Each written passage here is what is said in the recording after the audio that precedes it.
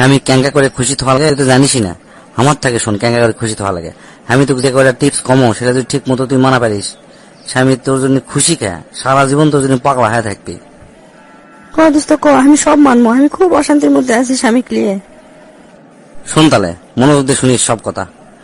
তোর স্বামী ঘুমোর থেকে ওঠার আগে তুই আগে উঠবো, উঠে ফ্রেশ ট্রেশ হয়া তুই করবো কি, গাওয়াতে না সেন্টেন দিয়ে না সাজুগুজু হালকা সাজুগুজু করে তুই না সামনে সামনে ঘুরবো, মানে ওর যান ঘুম ভেঙে তোকে দেখেই যান ওর মনটা ভালো হয়ে যায়, ঠিক আছে।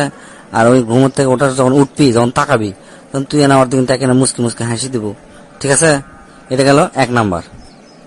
2 নাম্বার হচ্ছে তা ক্যাঙ্কা করে ঘুমোর থেকে ডাক দিয়ে তুললে তাই খুশি হয় সেটা আগে খেয়াল করবো। খেয়াল করে প্রতিদিন তার উঙ্কা করি তার ঘুম ভাঙাবো, ঠিক আছে। তাহলে দেখবো তোর প্রতি তাই খুব খুশি থাকবি। তারপর তাই কখন অফিস থেকে আসে সেটা তো তুই জানিসই, সেই সময় করবো কি মিচ্ছানা সাজুগুজু হয়ে বসে থাকবো। আর উনি আসার কলিং বেল দেওয়ার সাথে সাথে তুই যা দরজা খুলে দেবো। আর একটা জিনিস খেয়াল করবো, দরজা খুলে দেওয়ার সময় একটু মুসকে হাসি দেবো, হ্যাঁ। যেহেতু সে কাজ কাম করে আসছে কষ্ট করে, তোর হাসিটা দেখে তার দিলটা ঠান্ডা হয়ে যাবে, ঠিক আছে। আর বিশেষ করে সবসময় না হাসি মুখে কথা করার চেষ্টা করবো ওর সাথে। এখন যে কথাটা কমো সেটা হচ্ছে খুবই গুরুত্বপূর্ণ। সেটা হচ্ছে স্বামী কখনো আঘাত দিয়ে কথা কব না। আঘাত দিয়ে কথা করে মনে করলো তো সর্বনাশ ডাকে লিয়ে এলো। কিসের জন্য? পরবর্তীতে দেখবো কোনো গুরুত্বপূর্ণ কথা তোর সাথে কবি না, করবি কি অন্য যা মানুষ কবি, বাইরের মানুষ কথা কবি, কিন্তু তোর সাথে শেয়ার করবি না, ঠিক আছে। এটা সবসময় গুরুত্ব দিস ব্যাপারটা। স্বামী যদি কোনো কাজ তো করবার কয় সেটা সবসময় হাসি মুখে করার চেষ্টা করব, ঠিক আছে। স্বামীর কোনো দোষ ভুল করেও পৃথিবীর অন্য কোনো মানুষ কব না। এটা খুবই একটা সিরিয়াস কথা, এটা সবসময় মাথার মধ্যে রাখবো। যখন তার মাথা ঠান্ডা থাকবে আস্তে ধীরে তাকে বুঝাবো যে তুমি এই কাজটা আসলে ভুল করছিলা, এটা এরকম নয় এরকম হবে, তখন দেখবো তোর স্বামী ঠিকই শুধরে নিবি, ঠিক আছে। স্বামীর অনুমতি ছাড়া ভুলেও কাউকে কোনো টাকা পয়সা হাওলাত দেবো না বা কোনো জিনিসপত্র কাউকে হাওলাত দেবো না, এটা কিন্তু জায়েজ নাই। স্বামীর কোনো কাজ তোর যদি মনের বিরুদ্ধেও যায় সাথে সাথে সেটা তর্ক করবো না, পরে ঠান্ডা মাথায় আস্তে ধীরে আলোচনা করব, দেখবো সব ঠিক হয়ে যাবে। স্বামী যদি তোর জন্য কিছু কিনে নিয়ে আসে, হোক সেটা 1 টাকা দামেরও, তুই ওটা দেখে এমন একটা ভাব করবো যে তোর ওটা খুবই পছন্দ হচ্ছে, ঠিক আছে। এতে স্বামী খুবই শান্তি পাবে, খুবই স্বস্তি পাবে এবং তোর উপর খুব খুশি হবে। এটা খেয়াল রাখিস। স্বামীর মেজাজ বুঝে ঠিক সেই রকম তার সাথে ব্যবহার করব।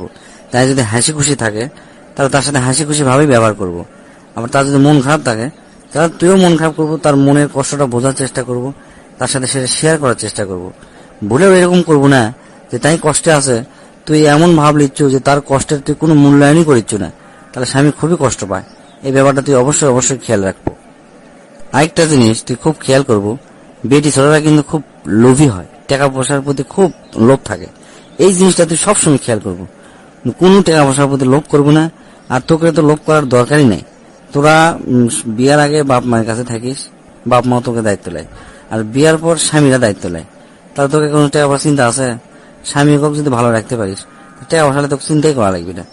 আর যদি স্বামী যদি কোনো টাকা পয়সা তোকে দেয় তাহলে সেটা 100% হিসাব দেওয়ার চেষ্টা করব।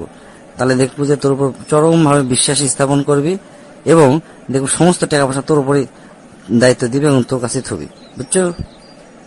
এখন যে কথাটা কম সেটা আরো গুরুত্বপূর্ণ। তুই জিনকে তোর বাপ মা খুব ভালোবাসিস, তাই শুনকে তার বাপ মা খুব ভালোবাসে। একটা জিনিস খেয়াল রাখবো, ভুলেও তোর শ্বশুর শাশুড়ির দোষ তোর স্বামী কব না, ঠিক আছে। আর এমন একটা ভাব লিব, প্রয়োজনে অভিনয় করব যে তোর স্বামীর থেকে তোর শ্বশুর শাশুড়ি তুই বেশি ভালোবাসিস। তাহলে দেখবো তোর স্বামী তোর পায়ের নিচে পড়ে থাকবে। তোর স্বামী যদি তার বাপ মা কোনো টাকা পয়সা দেয় তাহলে এতে তুই মন খারাপ করবো না, বরং খুশি হবো। তাহলে দেখবো স্বামী তোর উপর আরো বেশি খুশি হবে। এই যে কয়টা কথা কোনো এলা যদি ঠিক মতো শুনতে পারিস, আর শোনার পর যদি তোর সংসার সুখের না হয়, তারপর আমার কাছে কোষ, আমি কান কাটে ফেলে দেবো। যা, তোর অনেক অনেক ধন্যবাদ এত সুন্দর সুন্দর কথা কওয়ার জন্য। আমি কাল থেকে এগুলো শোনার চেষ্টা করবো।